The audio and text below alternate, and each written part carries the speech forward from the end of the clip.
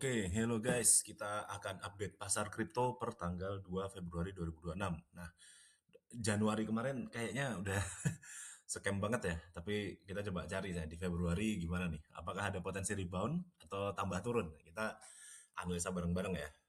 Kita mulai dari Bitcoin, nanti kita ke yang lain. Tapi ingat ini bukan financial advice, ini konten hanya untuk hiburan dan edukasi ya. Nah, ini kita mulai dari time frame 1 bulan dulu. Apa yang terjadi sebulan ke belakang, itu bisa kita lihat. Dan menurut saya ini adalah pertanda yang kurang bagus ya. Kenapa? Karena kalau kita lihat ini candle merah yang di bulan Januari, yang membentuk bulan Januari ini candle yang nggak bagus ya. Ini bearish. Terus dia breakdown ke bawah moving average 21-nya, IMA 21 di time frame 1 bulan. Ini secara historis jelek banget sebenarnya. Kenapa saya bisa bilang gitu? Ya kita lihat sampai belakang. Nah ini karena saya pakai chartnya Binance ya, ini cuman sampai 2017. Tapi kalau kita pakai chart yang lebih tua, ada Bitstamp. Nah ini chartnya sampai lebih sana lagi, sampai 2011 nih atau 2012. Sampai 2011. Nah, kalau kita mau lihat di situ, setiap kali Bitcoin turun ke bawah 21 EMA, ya, di 1 bulan ya, itu ada beberapa yang enggak sih, tapi hampir 100% itu turun lagi, dan lalu ada apa namanya, waktu yang cukup lama sampai dia bisa naik lagi. Kita lihat di sini yang terjadi di 2022 ya, habis breakdown, dia breakdown turun lagi lebih jauh, lalu agak lama dulu sebelum dia mulai bullish lagi. Ini ada jadi di bulan berikutnya dia langsung turun, berapa tuh? Turun 37%, lalu ada 1, 2, 3, 4, 5, 6 bulan atau 7 bulan lah sebelum dia mulai bullish lagi. Itu yang saya takutkan terjadi di sini. Kita coba lihat data lainnya lagi. Di tahun 2019 sama nih. Begitu breakdown ya, dia breakdown turun 37%. 1, 2, 3, ya kalau kita anggap ini mulai bullish 4 bulan nih baru mulai bullish lagi. 4 bulan.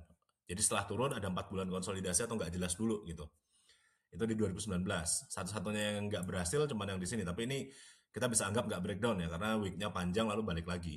Yang di 2020 nih pas pandemi. Kita coba lihat lagi sebelum-sebelumnya apa yang terjadi. Ini juga sama. Ini breakdown dari 21 moving average di time frame 1 bulannya. Lalu ya mau mencoba naik lagi gagal, lalu turun lagi. Ini satu candle turunnya yang terakhir 32% dia turunnya. Lalu ada 1, 2, 3, 4, 5, 6, 7, 8 bulan sebelum dia mulai bullish lagi. Ini yang menurut saya cukup mengkhawatirkan bagi Bitcoin ya. Jadi kita perlu waspada ya. Kita balik lagi ke yang chart yang tadi ya, biar kita lebih akurat datanya karena volumenya lebih besar. Nah, di sini kita lihat kalau misalkan ini kejadian, ya entah itu akan turun lebih jauh lagi atau akan ada beberapa bulan sebelum mulai bullish lagi. Nah, masalahnya adalah kalau misalkan beberapa bulan sebelum mulai bullish lagi, saya masih bisa nerima, kita masih bisa nerima, ya udah nggak apa-apa sideways atau naik turun dikit. Tapi turun laginya itu sampai mana kita nggak tahu. Ya, itu yang perlu kita waspadai di time frame 1 bulan. Dan ini juga sebenarnya sudah diwanti-wanti dari secara chart ya dari beberapa bulan ke belakang, bahkan dari tahun lalu ya. Kalau kita lihat ini udah ada namanya bearish divergence. Ya, namanya bearish divergence itu emang nggak langsung kejadian ya, tapi warning. Kalau kita lihat ini dari 2024 ya, Jumat 2024, Maret 2024, ini harganya naik, tapi RSI-nya turun. Nah, ini bukan berarti langsung bisa reversal ya. Sekali lagi kejadian, harganya naik, RSI-nya turun, akhirnya sekarang turun jauh gitu. Nah, ini kita tinggal tunggu. Dia bisa nggak nih bertahan di atas ATH sebelumnya yang terbentuk di bulan Maret. Kalau misalkan bisa bertahan, oke fine. Kita mantul lagi gitu. Kalau enggak, berarti penurunan berikutnya akan cukup signifikan. Mungkin saya memprediksi kalau misalkan level 73777 ini nggak bisa bertahan, saya memprediksinya level sampai sini, di sekitar 41.000. Itu prediksi saya aja, kita nggak tahu, nanti kita lihat nanti. Itu prediksi saya, dan kalau kita lihat menggunakan Fibonacci ya, Fibonacci retracement, dari titik terendah di 2022 sampai titik tertinggi di 2026, kurang lebih itu adalah area 0,786-nya.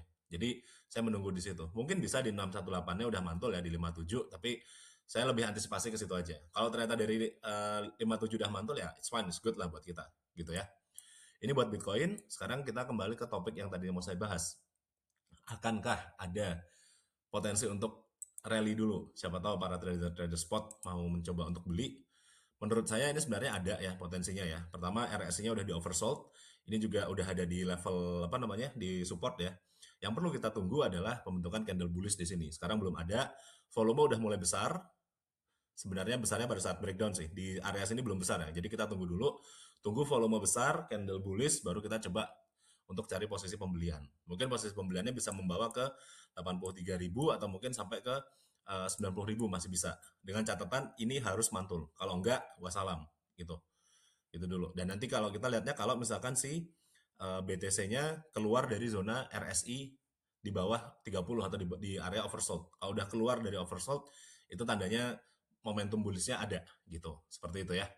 Jadi kita bisa lihat, coba kita lihat di time frame 4 jamnya juga ini sebenarnya ada potensi untuk naik ya, tapi ini masih belum kuat karena saya lihat candle-nya masih banyak wick. Jadi kalau saya pribadi, candle yang banyak wick itu belum menjadi sinyal yang kuat gitu. Kecuali, nah ini ada candle harami ya di sini ya. Ini saya tandain. Jadi kalau misalkan nanti Bitcoin bisa tembus 77.750, nah itu akan menjadi potensi bullish yang bisa kita coba cari naiknya mungkin sampai ke 80 ribuan atau 84.000 seperti itu. Itu di time frame 4 jam. Jadi kita tunggu dulu. Kalau enggak, kalau belum breakout atau malah tambah turun ya udah biarin gitu. Untuk sekarang biasanya masih masih relatif bearish ya. Dan kalau kalau ya, jadi yang tadi saya bilang bisa melakukan pembelian atau bullish jika dan hanya jika yang 77.750 ini ditembus. Kalau enggak kita masih relatif jelek. Oke. Habis BTC kita ke ETH, oke. Nah, Ethereum juga kita coba lihat ya, mirip-mirip sebenarnya sih. Kita lihat di time frame 1 minggu juga ya begitulah. 1 bulan juga ya begitulah. Untuk di time frame besar saya no comment ya. Maksudnya udah merah-merah banget. Kita tinggal tunggu reversalnya aja atau ngikut Bitcoin ya. Yang mau saya fokusin di time frame 1 hari dan 4 jam sama kayak Bitcoin tadi. Nah ini juga sama. Ini adalah area support nih 2150 nih. Kita lihat di sini ada beberapa kali dipantulin. Ya, atau mungkin kita bisa turun dikit lagi ya kalau kita lihat dari sini. Ntar saya hilangin gambar semuanya dulu. Sebenarnya saya rasa yang lebih tepat di area support sekitaran sini 2100-an. Nah, atau 2100-an ya. Nah, kalau misalkan nanti Ethereum ada pantulan dari sini, kita baru bisa melakukan pembelian. Nah, kalau lihat dari sini, di 4 jam juga ini masih belum ada tanda-tanda. Nanti konfirmasinya adalah jika RSI-nya sudah keluar dari area oversold, gitu. Atau mirip dengan metode yang di Bitcoin tadi, jika Ethereum sudah kembali ke area haraminya ini, 2382 di breakout, maka kita bisa coba cari posisi pembelian yang targetnya itu sampai mana? Targetnya mungkin di support become resistant terdekat, yaitu area sekitaran sini 2700-an. Nah, gitu. Kalau 2382 sudah di breakout. Kalau belum, jangan diapa-apain dulu, gitu. Itu untuk Ethereum. Lalu berikutnya mungkin kita ke aset yang bukan kripto ya, XAU ya. Nah, ini menarik nih. Gimana nih? Ini udah, ya ini kita lihat 1 bulannya. Sebenarnya di 1 bulan juga ya gitulah. Lihat, nggak ada tanda-tanda, saya nggak ngeliat tanda reversal yang terlalu kuat, cuman ini udah overextended gitu aja. Kalau di time frame 1 minggunya, ya ini juga kurang bagus ya. Ini shooting star, ini tanda-tanda reversal. Kita lihat di time frame 1 harinya, juga ini udah jelek banget. Nah, tapi kalau saya lihat dengan terbentuknya wick yang kuat seperti ini, tekanan pembelian masih banyak gitu. Jadi mungkin daripada nge-short kita coba cari, kita coba asumsikan bahwa ini adalah koreksi dan koreksinya kita tunggu sampai selesai gitu. Mungkin yang saya mau tandain adalah area di sini ini sebagai apa namanya supportnya gitu ya. Kalau misalkan 4550 ini jebol, nah itu ada potensi untuk turun lebih lanjut lagi. Kita lihat di 4 jamnya juga ini lagi membentuk apa nih candle hijau ya. Nah ini kita tunggu per saya bikin video ini 36 menit lagi. Kalau misalkan ternyata hijau bentukannya ke bentuk hammer dan bodinya kuat, nah ini ada potensi untuk naik lagi. Terutama di tengah ketidakstabilan apa namanya global ini. Mungkin bisa sampai ya kita terdekatnya di resisten support become resistennya ya sekitaran sini ya. Ini bisa juga nih sampai sini. Jadi proyeksi XAU seperti itu. Atau mungkin ngetes sih 21 EMA-nya kayak gitu. Oke guys, mungkin itu aja ya. Ada Bitcoin, Ethereum, dan XAU. Mudah-mudahan bermanfaat. Silahkan dipelajari.